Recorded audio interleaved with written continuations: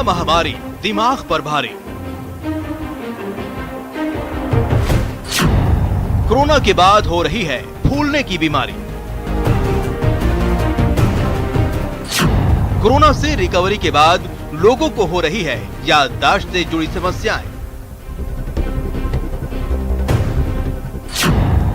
कई लोगों की शिकायत वो छोटी छोटी बातें भूलने लगे हैं।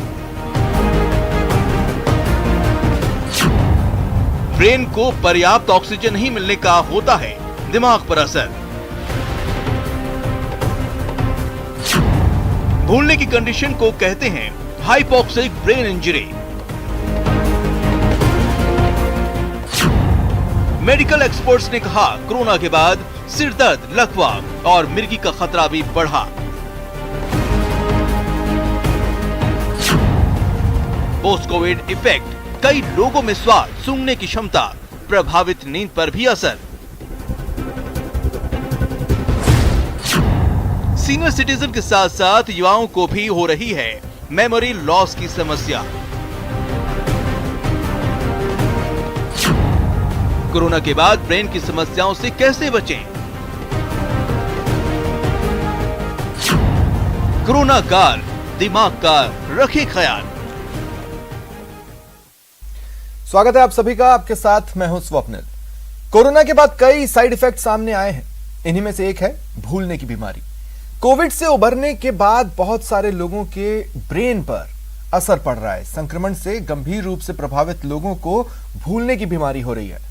वैसे तो ऐसे मामले ज्यादा उम्र के लोगों में ही अधिकतर सामने आ रहे हैं, लेकिन कई ऐसे मरीज भी सामने आ चुके हैं जिनकी उम्र 35 से 40 साल के बीच है और उन्हें भी याददाश्त की दिक्कतें सामने आ रही है। मेडिकल एक्सपर्ट्स का कहना है कि कोरोना के बाद सिरदर्द, लकवा और मिर्गी का खतरा भी बढ़ जाता है। कई लोगों में स्वाद सूंघने की क्षमता कम हो जाती है, जिसका असर नींद पर भी पड़ता है।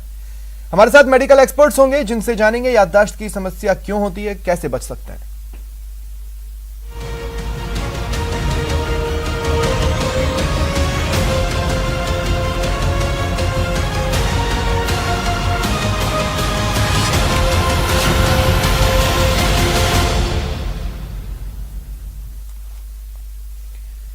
और मेरे साथ जो एक्सपर्ट्स जुड़ रहे हैं आपको इंट्रोड्यूस करवा देता हूं। Doctor Sushma Sharma, senior neurologist metro अस्पताल से मेरे साथ जुड़ रही हैं। Doctor Nagendra Sharma, senior neurosurgeon है, और योगी उमेश शर्मा, योग गुरु हैं। आप सभी का स्वागत है न्यूज 18 राजस्थान पर। सुषमा जी, आपसे शुरुआत करना चाहता हूं। देखिए, एक वक्त था, एक गाना आया था और मैंने कभी सोचा नहीं था कि उस टाइप की स्थितियां मैं अपने सामने देखूंगा। गाना था, चलते चलते यूं ही रुक जाता हूं मैं, बैठे बैठे कहीं खो जाता हूं मैं, कहते कहते चुप हो जाता हूं मैं। मुझे कभी नहीं लगा था कि ऐसे सिम्टम्स मैं पर्दे के बाहर देखूंगा, लेकिन कोविड काल में मैं ऐसे लोगों को देख रहा हूं।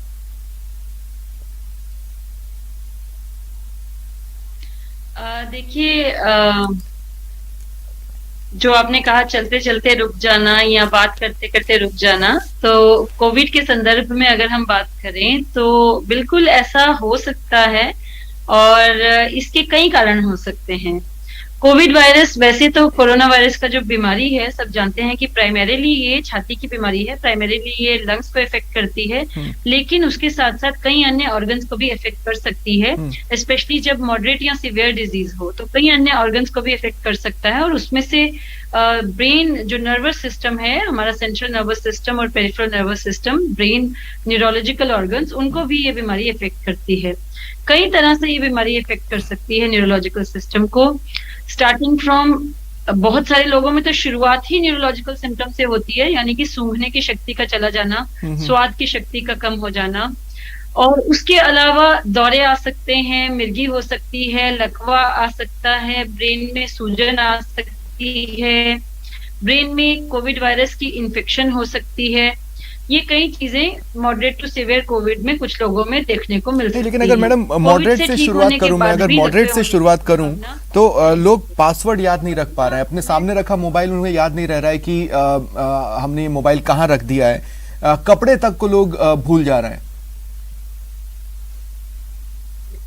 यस, इसमें दो चीजें, एक तो हो गया कि जो कोविड से ठीक हो चुके हैं और उसके बाद उनको माइल्ड मेमोरी लॉसेस हो रहे हैं। इसको हम लॉन्ग कोविड सिंड्रोम कहते हैं, इसको हम कोविड फॉग भी कहते हैं। कोविड बीमारी में इन्फ्लेमेशन बॉडी में बढ़ जाती है, साइटोकाइन स्टॉर्म होता है जिसे हम जानते हैं कि बॉडी में इन्फ्लेमेशन बढ़ जाती है, और यही साइटोकाइंस ब्रेन पे भी असर करते हैं और मेमोरी की प्रोसेस पे भी असर करते हैं। और न्यू मेमोरी फॉर्मेशन कुछ दिनों के लिए, कुछ हफ्तों के लिए, कुछ लोगों में कुछ महीनों के लिए, लॉन्गेस्ट जो देखा गया है अभी तक वो 7 मंथ्स देखा गया है, हालांकि अभी भी डेटा कलेक्ट हो रहा है।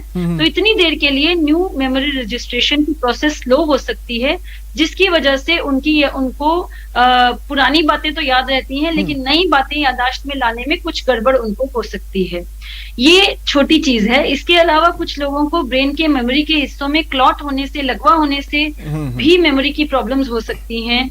ब्रेन में सूजन आने से, कुछ लोगों को कोविड के कारण दौरों की बीमारी, एपिलेप्सी हो जाती है, उसके कारण से भी मेमोरी पे असर पड़ सकता है। तो विभिन्न कारणों से कोविड आपने एक शब्द का इस्तेमाल किया, मैं डॉक्टर नगेंद्र के पास जा रहा हूं, आपने एक शब्द का इस्तेमाल किया फॉग, और मुझे एकाएक याद आया कि मैंने पिछले साल आर्टिकल्स पढ़े थे जिसमें ब्रेन फॉग के लक्षणों की बात थी जो कोविड पेशेंट्स हैं उनमें। डॉक्टर नगेंद्र, मैं आपके पास आ रहा हूं, ये कुछ ऐसी स्थिति है जैसे हमारा मोबाइल या फिर कंप्यूटर हैंग हो जाता है, लोगों को उसी तरह से मैं हैंग होते हुए देख रहा हूं। क्या ये ब्रेन फॉग ही है या फिर कुछ और सिंड्रोम्स हैं?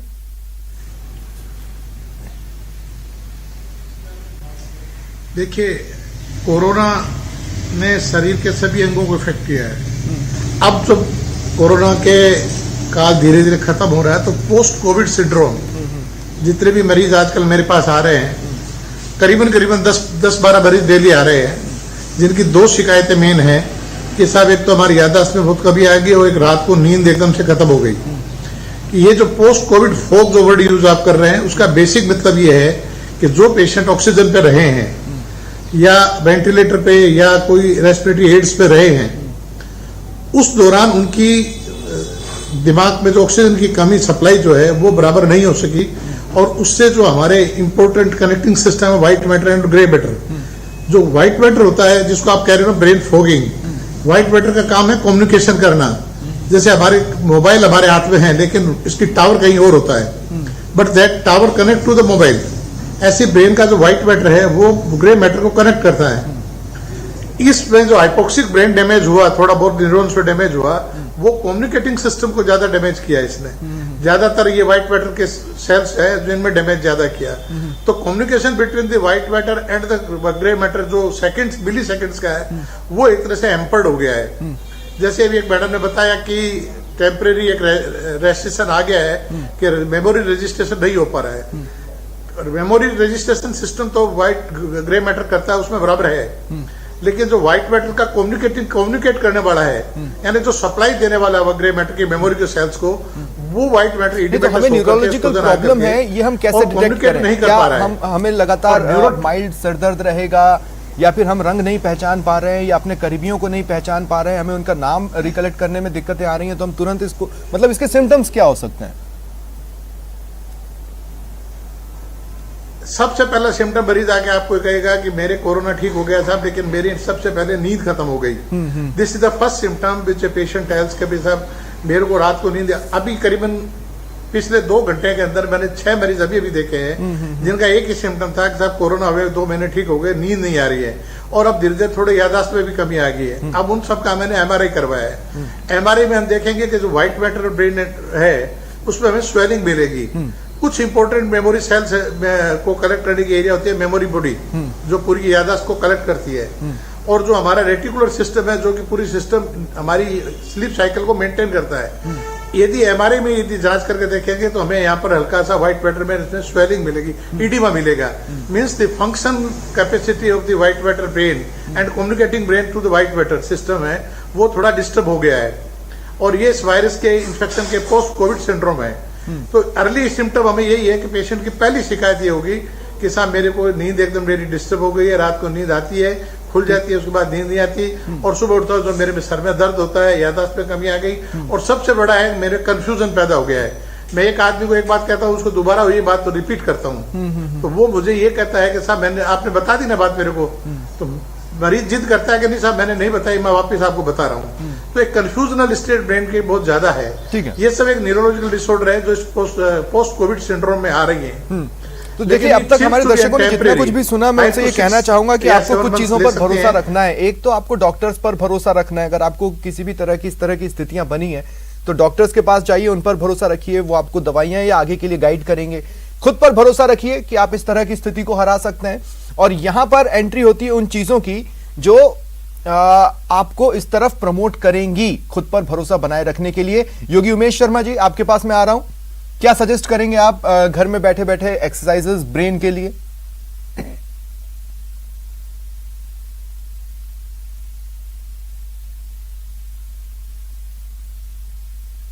से रिलेटेड हो या फिर स्मेल से रिलेटेड हो, जैसा कि अभी डॉक्टर साहब ने बताया कि नींद से रिलेटेड है, या फिर आज हम बात कर रहे हैं कि मेमोरी लॉस लोगों को हो रहा है, तो यौगिक जो मैनेजमेंट है वो यही बोलता है कि आप चाहे आप किसी भी बीमारी से ग्रसित हो, और स्पेसिफिकली यदि हम यौगिक मैनेजमेंट की बात करें कि इन सभी समस्याओं से निजात दिलाने के लिए यदि आपके पास कोई भी प्राकृतिक या फिर नेचुरल उपचार है, तो आज हमारे पास में हमारे जो देन है हमारी संस्कृति की योग, उसका जो उपचार है वो उसका उपचार किसी से शायद आज छुपा नहीं है। तो स्पेसिफिकली यदि यौगिक मैनेजमेंट की बात की जाए हमारे ब्रेन की जो मसल्स हैं इनको खोलने के लिए, तो मैं यहाँ बताना चाहूँगा कि प्राणायाम सबसे ही कारगर उपाय है। प्राणायाम और मेडिटेशन प्लस प्राणायाम के बारे में ये भी कहा गया है कि धारणा सूच योग्यता मनस है।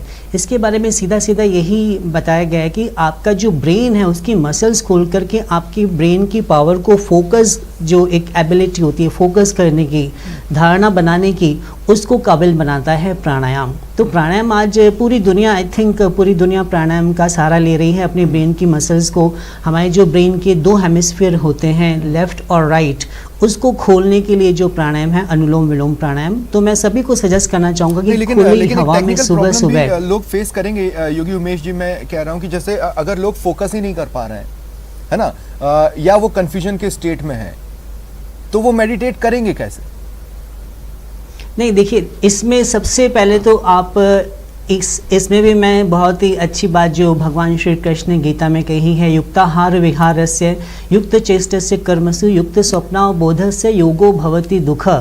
तो हमारा जो दिनचर्या है सबसे पहले हमें उसको बहुत ही नेचुरल वे में जीना होगा, उससे हमें शुरुआत करनी होगी। एकदम से हमें ये नहीं फोर्स करना है कि प्राणायाम में आप आधा घंटा बैठें या 1 घंटा प्राणायाम को दें, नहीं, जो नेचुरल दिनचर्या है उससे आप शुरुआत करें। लाइट म्यूजिक सुने, अपना जो भी दिनचर्या है आपकी उसे नेचुरल वे में प्रकृति के करीब जाकर के योग को धीरे धीरे अपनाएं। तो मुझे लगता है कि योग बहुत ही कारगर हो सकता है। आप जैसे डॉक्टर साहब ने अभी बताया कि नींद की समस्या से बहुत से लोग ग्रसित हो रहे हैं क्योंकि वो स्ट्रेस में हैं, क्योंकि पोस्ट कोविड के बाद में जो भी सिम्टम्स उनको नज़र आ रहे हैं उससे डील नहीं कर पा रहे हैं, क्योंकि दवाइयाँ बहुत, इसके जो साइड इफेक्ट्स हैं बहुत ज़्यादा बॉडी पर उसके असर बिल्कुल होता है ना। देखिए, अगर फोकस नहीं है और कंफ्यूजन में है तो इंसान चिड़चिड़ा होगा।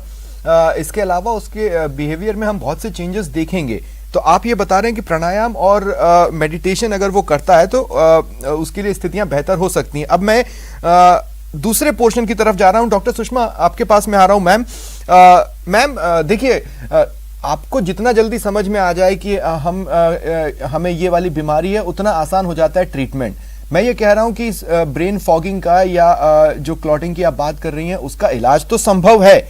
कितने दिन के अंदर पता चल जाए तो इलाज संभव है, या फिर क्या ऐसा कुछ है कि इतने दिन में अगर आपने उसको सीरियस नहीं लिया है तो फिर बाद में वो इनक्यूरेबल भी हो सकता है, या इलाज किसी भी स्टेज पे संभव है?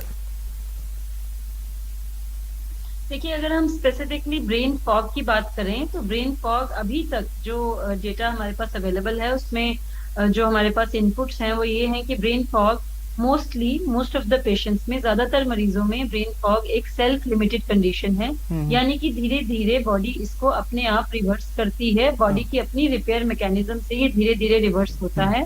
हालांकि कितने टाइम में रिवर्स होगा ये अलग अलग लोगों में अलग अलग टाइम ले सकता है। कुछ हफ्तों से लेके कई महीने तक का समय इसमें लग सकता है। ब्रेन फॉग को छोड़, लेकिन ये समझना जरूरी है कि सिर्फ ब्रेन फॉग ही पोस्ट कोविड कंफ्यूजन का कारण ऐसा नहीं है कि जिस भी मरीज को पोस्ट कोविड कंफ्यूजन हो रहा है सबको ब्रेन फॉग ही है। कई मरीजों को और ब्रेन फॉग से ज्यादा बड़ी प्रॉब्लम्स भी हो सकती हैं कंफ्यूजन की, जैसे कि कोविड एंसेफेलाइटिस के बाद कॉम्प्लेक्स पार्शियल सीजर या focal scissor with impaired awareness होना, जो कि एक तरह के हल्के दौरे होते हैं जिनमें भी कंफ्यूजन होती है। और उस केस में एंटी एपिलेप्टिक ड्रग यानी कि दौरों की जो दवाई है वो दिए बगैर पेशेंट इंप्रूव नहीं होगा। और इसी तरह से मान लो कोविड के कारण किडनी पे असर पड़ गया है और किडनी में यूरिया क्रेटिनिन बढ़ गया है, तो उसके कारण भी ब्रेन पे असर पड़ सकता है और ब्रेन गफलत में जा सकता है और पेशेंट कंफ्यूजनल स्टेट में प्रेजेंट कर सकता है। कोविड के बाद इन्फेक्शन होने से शरीर में अमोनिया बढ़ गया, उससे भी दिमाग कौन में हेल्प कर सकता है? मतलब हमें न्यूरो फिजिशियन के पास ही डायरेक्ट जाना है या फिर हम साइकेट्रिक ट्रीटमेंट ले सकते हैं, साइकोलॉजिकल ट्रीटमेंट ले सकते हैं? मतलब बेस्ट हेल्प कौन करेगा? बेस्ट हेल्प कौन कर सकता है? न्यूरो फिजिशियन, साइकेट्रिस्ट, साइकोलॉजिस्ट, कौन सबसे बेहतर होगा ऐसी कंडीशन में उनके पास जाना? देखिए, इसमें अगर कंफ्यूजनल स्टेट हो रही है तो फर्स्ट पॉइंट ऑफ, देखिए जो आइडियल सिस्टम है उसमें तो first point of contact Covid physician होना चाहिए और फिर कोविड फिजिशियन ये डिसाइड करेगा कि उसको आपको किसके पास रेफर करना है। अदरवाइज आप मुझसे इन जनरल पूछेंगे तो acute confusional state, neurologists are well equipped to treat acute confusional state. हमें ट्रेनिंग होती है एक्यूट कंफ्यूजनल स्टेट के सभी चीजों को देखने की, न सिर्फ एक चीज पे लिमिटेड रहने की। तो ये ठीक है। डॉक्टर नगेंद्र, दवाइयों से काम चल जाएगा या ऑपरेशन की स्थितियां भी बनती हैं इस तरह की चीजों में? देखिए, जो पोस्ट कोविड सिंड्रोम है इसमें सर्जरी की रोल बहुत ही नगण्य, नेग्लिजिबल है, कोई ज्यादा नहीं है। जैसा अभी मैडम बता रही थी कि फोकल सीजर्स आने के बाद में जो इडिमा होकर के मेंटल फॉग बनता है, वहां पर एंटी एपिलेप्टिक ड्रग्स है वो हेल्प करती है। यानी डिपेंड ये करता है कि मरीज किस सीवियरिटी के सिम्टम लेके आपके पास आया है। यदि confusional state, focal seizure, impaired of the memory, ये जो चीज है ये तो न्यूरो फिजिशियन या न्यूरो सर्जन के पास जाएंगे तो वो इसको आराम से ठीक कर सकते हैं। कोई मरीज के पास में बहुत ज्यादा साइकेट्रिक बिहेवियर डिस्टर्बेंस है, यानी 2-3 पेशेंट मैंने देखे जिनमें बहुत ज्यादा बिहेवियर डिसऑर्डर्स आ गए, ऐसे मरीजों को साइकेट्रिक की डिपेंड है। ये पेशेंट किसके पास जाए और कैसा इलाज कराए, ये जो ट्रीटिंग फिजिशियन है जिसने उसको कोविड से ठीक किया है उसके प्रेजेंटिंग सिम्टम पर वो डिसाइड करेगा कि इसको न्यूरोलॉजिस्ट के पास जाना ठीक है, साइकियाट्रिस्ट के पास जाना ठीक है, या अपने को किसी अन्य डॉक्टर की उसकी रेमिशंस की जरूरत है। बहुत बार क्या होता है कि बहुत सारे गांव के विलेजर्स हैं, वो इसको एक ये लेते हैं कि कमजोरी आ गई शरीर में, बहुत तकलीफ हो गई, बीमारी से उठे हैं, धीरे धीरे ठीक होते हैं। तो this is an auto रेमिशन disease है, ये 5-6 महीने बड़ा भी धीरे धीरे ठीक हो जाती है। नहीं, लेकिन सर जैसे मैं ये कह रहा हूँ कि 35 से प्लस या जो देखिए ज्यादातर तो ऐसे लोग दिखे जो बुजुर्ग हैं या फिर 35 प्लस में भी अब लोगों में इस तरह की चीजें या याददाश्त से रिलेटेड प्रॉब्लम्स देखने को मिल रही हैं। ये ऑलरेडी वो एज ग्रुप होता है जब इन चीजों को हमारे समाज में आम माना जाता है कि हाँ इस एज में लोग भूलने लगते हैं, तो ऐसे में वो उसको सीरियस ले ही ले, इस बात की कितनी गारंटी रह जाती है? देखिए, किसी भी एज में अगर नई भूलने की बीमारी हो तो उसको नए मतलब किसी मरीज को जिसको पहले से भूलने, तो किसी भी एज में इसको नॉर्मल एजिंग का प्रोसेस नहीं मानना चाहिए। डिमेंशिया नॉर्मल एजिंग नहीं है, डिमेंशिया एक बीमारी है। इसका बहुत बढ़िया नहीं तो काफी हद तक तो इलाज संभव है, ठीक है, और इसके लिए जरूर आपको कंसल्टेशन लेनी चाहिए। एज के कारण किसी का इलाज ना हो ऐसा नहीं होना चाहिए। ठीक है, एक मैसेज मैं समाज को देना चाहूंगी। ठीक है डॉक्टर सुषमा, मैं थोड़ी देर में आपके पास फिर आता हूँ। योगी उमेश शर्मा जी, एक बार फिर मैं आपके पास आ रहा हूँ। योगी उमेश जी, देखिए आजकल लोग हुए हैं जागरूक, खासकर योग को लेकर। हमने रैंडम भी लोगों को देखा है, कुछ नहीं तो यहाँ वहाँ ट्रेनिंग लेकर या ऑनलाइन वीडियोस देखकर वो अपने घरों में ही योग को प्रैक्टिस करने लगते हैं बिना किसी कंफ्यूजन के। तो ऐसे में उन तक पहुंचकर ऐसे लोगों को जिनको याददाश्त से रिलेटेड प्रॉब्लम्स हैं, उन तक पहुंचकर उनको सही तरीके से गाइड करने की जरूरत पड़ सकती है। जी जी बिल्कुल पड़ सकती है। मैं इस बारे में यही कहना चाहूँगा कि जो हमारा ब्रेन है वो पूरी तरह से उसका यूज़ हम कैसे करें, ये योग से बेहतर मुझे लगता है, क्योंकि योग एक लाइफस्टाइल है हमारी। इसे किसी भी आसन या किसी भी एक्सरसाइज में हम सीमित ना करें। सबसे पहली बात तो ये बिल्कुल क्लियर हमें कर लेनी चाहिए, क्योंकि लाइफस्टाइल से हर चीज़ जुड़ी हुई है। आपके हाथ भी जुड़े हुए हैं, आपकी आंखें भी जुड़ी हुई है, आपके ब्रेन भी जुड़ा हुआ है। ब्रेन इसलिए क्योंकि मेजरली जुड़ा हुआ है क्योंकि हमारे थॉट्स हमारे ब्रेन से उत्पन्न होते हैं और हमारे थॉट से हमारा पूरा जीवन जीते हैं। तो जितने थॉट्स हमारे स्ट्रांग होंगे, पॉजिटिव होंगे, सकारात्मक होंगे, या ये कह सकते हैं कि दिव्य होंगे, उतना ही हमारा जीवन भी सकारात्मक होगा, पॉजिटिव होगा। फूड हैबिट्स पर तो कुछ योग बोलेंगे से आप? बेहतर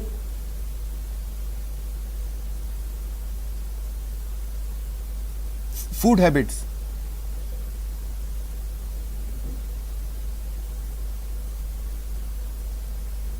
योगी उमेश जी, फूड हैबिट्स। जी जी। मैं सिर्फ रहन सहन में नहीं, खान पान के विषय में भी पूछूं तो फूड हैबिट्स पर कुछ बोलेंगे आप? फूड हैबिट तो देखिए सबसे ज़्यादा ज़रूरी है। आज हम देख रहे हैं कि लोग किस तरह से अपना जो खान पान है उसको एक फॉर्मेलिटी के रूप में लेना शुरू कर दिया कि हमें बस भोजन जो करना है वो पेट भरने के लिए करना है, जबकि भोजन का सबसे पहला नियम है कि भोजन होना चाहिए स्वास्थ्य के लिए, ना कि स्वाद के लिए।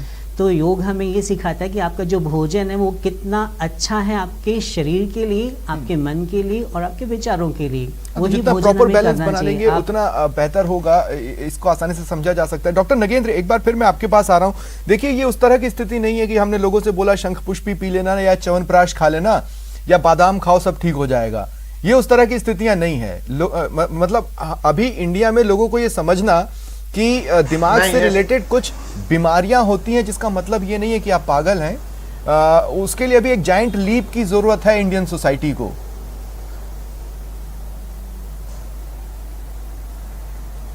देखिए सर, न्यूरोलॉजिकल डिसऑर्डर्स है, उसमें डाइट का कोई बहुत ज्यादा रोल नहीं है। लेकिन पोस्ट कोविड सिंड्रोम जो होता है उसमें सबसे ज्यादा इंपॉर्टेंट प्रोटीन डाइट लेना बहुत जरूरी है, because this causes severe destruction जो है, मसल्स को डिस्ट्रोफी करती है, ब्रेन के न्यूरोट्रांसमीटर्स की इनहिबिशन पावर को बहुत कमजोर कर देती है। और हमारा ब्रेन का न्यूरोट्रांसमीटर सिस्टम जो है वो प्रोटीन और कार्बोहाइड्रेट यानी शुगर के ऊपर ही चलता है। इसमें हम कहते हैं आप ये बादाम खाइए, पिस्ता खाइए, आपका ये पोस्ट कोविड सिंड्रोम ठीक हो जाएगा, ऐसा डाइट का बहुत ज्यादा रोल इसमें नहीं है। जैसा मैडम ने बताया कि ये ऑटो रेमिशन डिजीज है जो ब्रेन को सेल्स को, व्हाइट सेल्स को डैमेज कर दिया है, वो अपना आप धीरे धीरे ठीक होंगे जब तक कि वायरस। हाँ, एक चीज है, यदि वायरस ने परमानेंट डैमेज कर दिया है कोई सेल्स को, तो वो पार्ट ब्रेन में कभी रिजर्वेशन पावर बहुत ज्यादा नहीं है।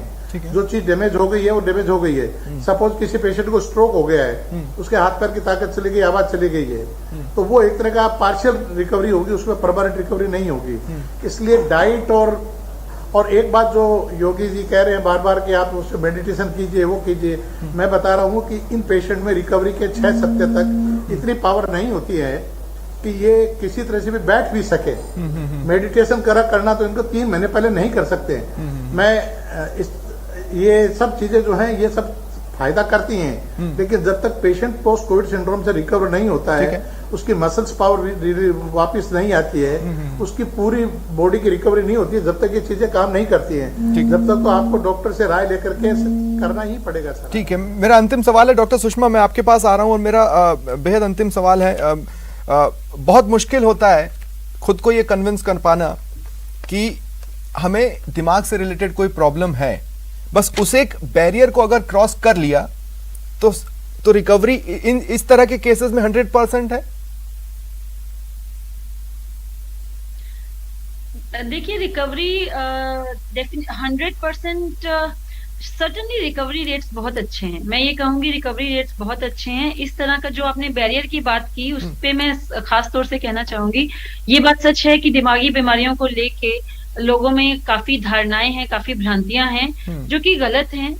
ब्रेन एक ऑर्गन है बॉडी का, वैसे ही जैसे किडनी है, लिवर है, हार्ट है, बहुत इंपॉर्टेंट ऑर्गन है। हमारी पर्सनालिटी ब्रेन से ही डिटरमिन होती है, बट अल्टीमेटली ये भी एक ऑर्गन ही है और ये भी बीमारियों से ग्रसित हो सकता है। इसमें कोई शर्म करने की, घबराने की या परेशान होने की जरूरत नहीं है। अगर आपको लग रहा है कि आपको भूलने की बीमारी हो रही है, या आपको बिहेवियर में प्रॉब्लम हो रही है, या आपको इरिटेबिलिटी हो रही है, या अगर आपके घर परिवार में किसी को इस तरह की दिक्कत हो रही है, एंजाइटी हो रही है, डिप्रेशन हो रही है, नींद कम आ रही है, ये सब चीजें भी, एंजाइटी, डिप्रेशन, नींद कम आना भी कोविड के बाद भी इसके इंसिडेंट्स जो है वो इंक्रीज हो गए हैं। तो इन सब चीजों में जरूर लाइफस्टाइल चेंजेस अपनी जगह है। हम अपने दर्शकों के लिए याददाश्त से रिलेटेड ये जरूरी एपिसोड लेकर आए थे, और अगर हमें देखने वालों में से किसी को भी ये लगता है कि वो इस प्रोग्राम को देखने के बाद कुछ भूल जाएगा, तो बेहतर है इसी वक्त इसमें से जो सीख मिली है उसको अप्लाई कर ले। बहुत बहुत शुक्रिया आप तीनों का मेरे साथ जुड़ने के लिए और इस अपनी अपनी बातें रखने के लिए, लोगों को समझाने के लिए। Thank you.